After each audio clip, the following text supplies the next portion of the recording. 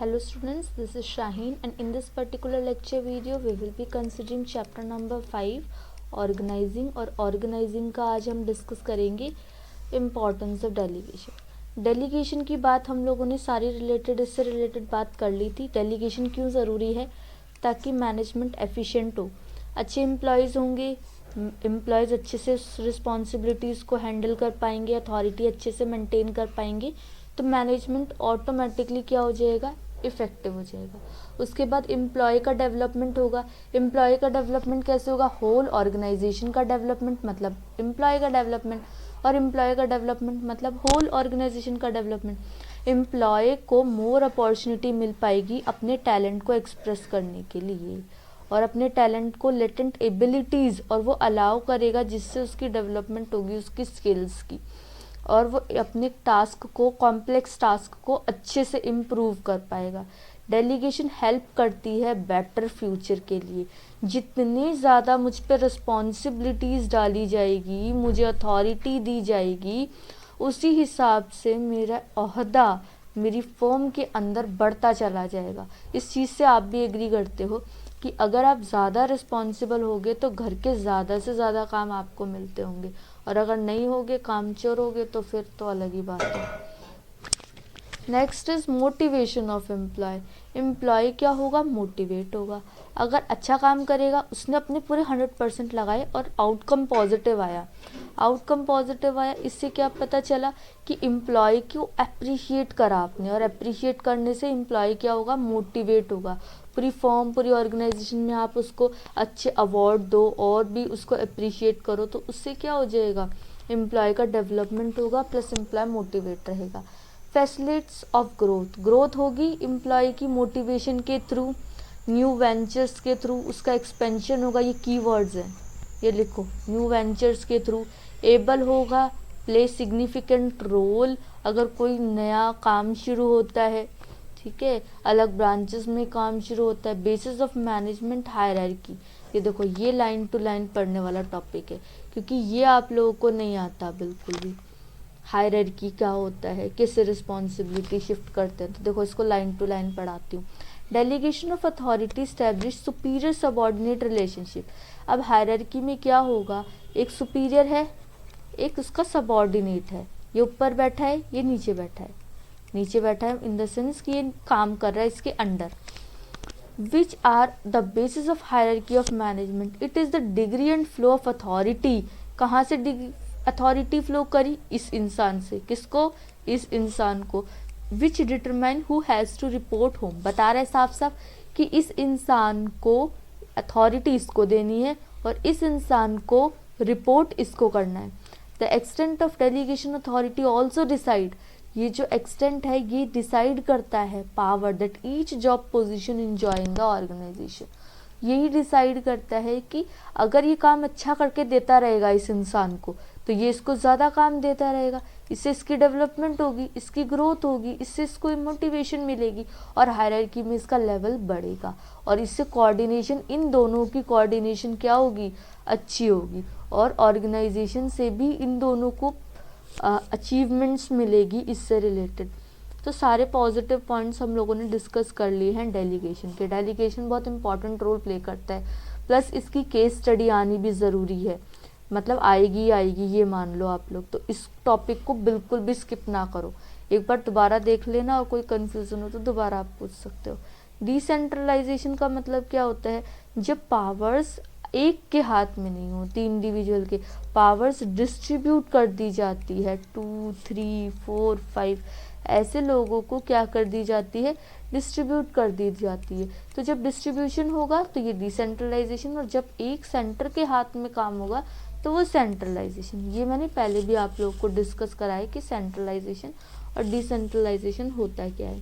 तो इसके मीनिंग पे ज़्यादा डिटेल में नहीं जाएंगे, इसके एडवांटेजेस पे ही डायरेक्टली टर्न आउट करते हैं। अगर आपको नहीं क्लियर हुआ हो तो भी आप मुझे बता देना, सो दैट मैं इस पे वर्क करूँगी। Develops initiative amongst subordinate. Subordinate का क्या होता है? डेवलप होता है इनिशिएटिव सबॉर्डिनेट के बीच में। डिसेंट्रलाइजेशन हेल्प करता है सेल्फ रेलियंस और कॉन्फिडेंस। डिसेंट्रलाइजेशन प्रमोट करेगा कॉन्फिडेंस। क्यों? क्योंकि ए ने 10 लोगों से पूछा। अब इन लोगों को क्या लगेगा, भाई हमें भी पार्टिसिपेशन का राइट है, तो इनको ये क्या करेंगे, इसको सजेशन देंगे। जब सजेशन देंगे तो इससे इनका कॉन्फिडेंस लेवल क्या होगा, इंक्रीज करेगा।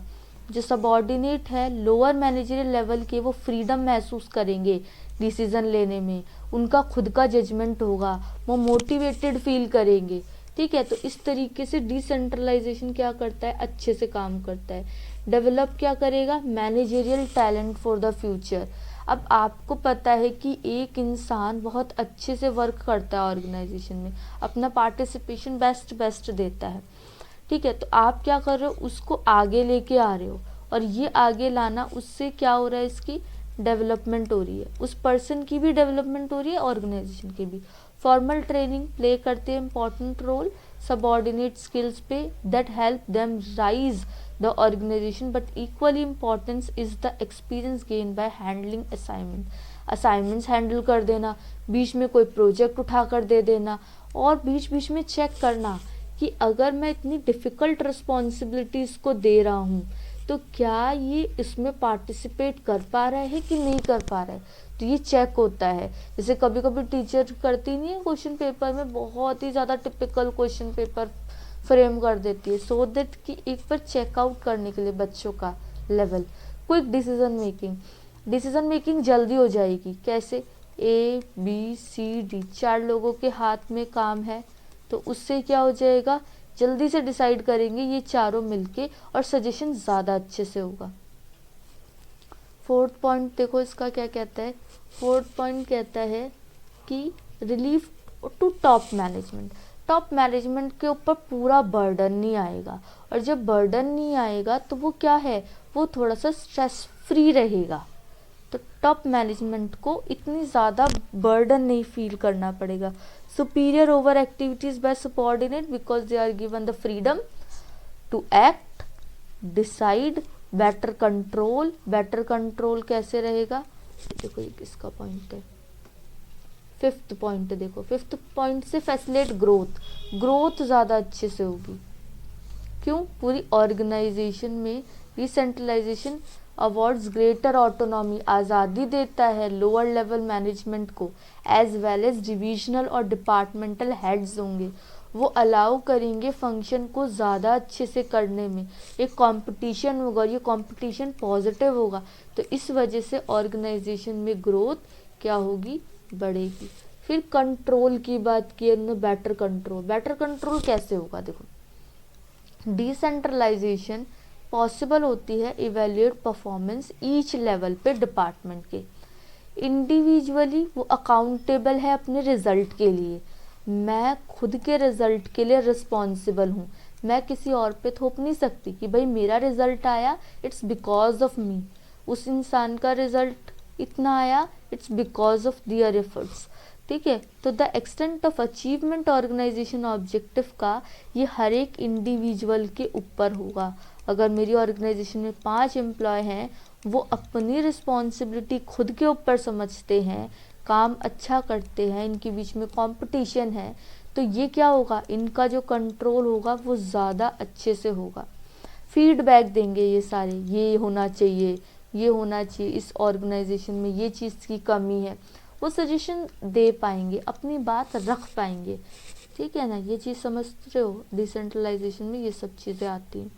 अब अगर सेंट्रलाइजेशन की बात करूं, तो सेंट्रलाइजेशन के भी अगर पॉइंट्स की बात करूं, तो उसके अंदर भी कंट्रोल बहुत अच्छे से हो जाएगा। कंट्रोल होगा, एग्री करते हो, अगर मेरे हाथ में पावर्स है, ठीक है, मेरे हाथ में सारी पावर्स है, तो मैं क्या करूँगी, कोई भी डिसीजन मेकिंग बहुत जल्दी से कर लूँगी। कंट्रोल पूरा मेरे हाथ में, क्विक डिसीजन मेकिंग होगा, टाइम कंज्यूमिंग नहीं होगा। ठीक है, ये इसके डिमेरिट्स हैं डिसेंट्रलाइजेशन ये इसके डिमेरिट्स हैं कि इसमें टाइम बहुत लगता है, कंट्रोल इतना नहीं होता, ये सब चीज़ें हैं। अब इसका डिफरेंस देखो, नेचर डेलीगेशन क्या है, डेलीगेशन कंपल्सरी एक्ट है, because no individual can perform all the task. Delegation आप अपने हाथ में नहीं ले सकते, ये कंपलसरी करना ही करना पड़ेगा। लेकिन डिसेंट्रलाइज रख रहे हो अपनी फॉर्म को या सेंट्रलाइज रख रहे हो, डिसेंट्रलाइज रख रहे हो या सेंट्रलाइज रख रहे हो, it's up to you. Freedom of action, ज़्यादा कंट्रोल किस में रहेगा, मोर कंट्रोल बाय सुपीरियर्स, और इसके अंदर less control over executive, hence greater freedom of action. Status क्या होगा, ये शेयर करता है टास्क, इसका स्टेटस क्या होगा, result of policy decision making top management करता है। स्कोप, इसका नैरो स्कोप होता है लेकिन इसका वाइड स्कोप होता है। ये पर्पस, इसका इस पे लेस बर्डन होता है, कम बर्डन पड़ता है। To increase the role of the subordinate, इसको आगे बढ़ाती हूँ, to increase the role of the subordinate, to increase the role of the subordinate in the organization by giving them more autonomy। इसमें less burden हुआ और इसके अंदर increase कर दिया उनका रोल प्ले। इसमें रोल क्या होता है, सबॉर्डिनेट का रोल कम होता है, लेस बर्डन पड़ता है सबॉर्डिनेट को। यहाँ पे जो सबॉर्डिनेट पे जो बर्डन पड़ रहा है वो ज़्यादा पड़ रहा है। तो ये है सारा का सारा आपका सेंट्रलाइजेशन के बारे में, डिसेंट्रलाइजेशन के बारे में और इन सब के बारे में।